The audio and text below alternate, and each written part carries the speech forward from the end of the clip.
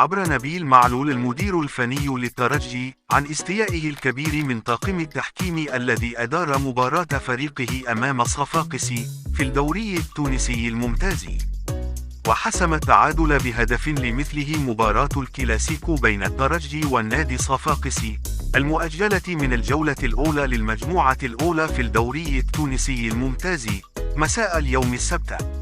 ولم يخدم هذا التعادل الفريقين، إذ فوت الترجي فرصة الانفراد بالصدارة وبقي في المركز الثاني برصيد 11 نقطة، فيما بقي صفاقسي في المركز الأخير بنقطتين.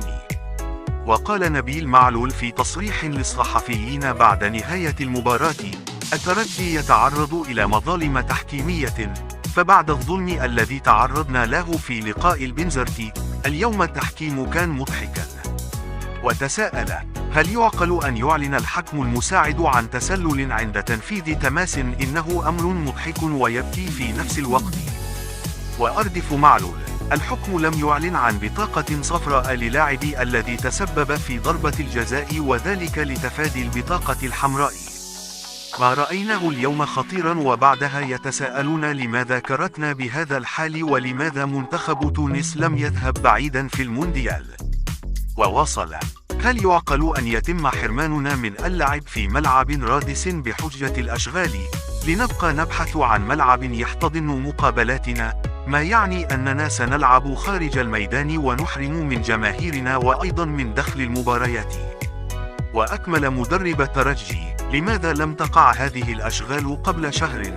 ملعب حمام الأنف لا يمكن أن يلعب فيه فريقي على راحته، لأنه غير معتاد عليه.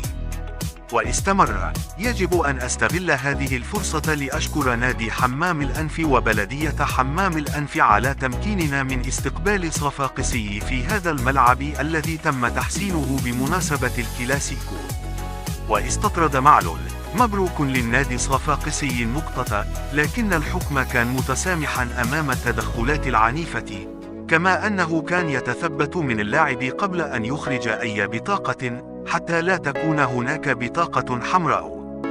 وتابع: لم يعلن الحكم وخصوصا في الشوط الثاني عن الوقت البديل اللازم، حيث أنه أعلن عن 9 دقائق كوقت بديل، رغم أن التغييرات التي تمت تفرض على الأقل إضافة 12 دقيقة دون اعتبار توقف اللعب.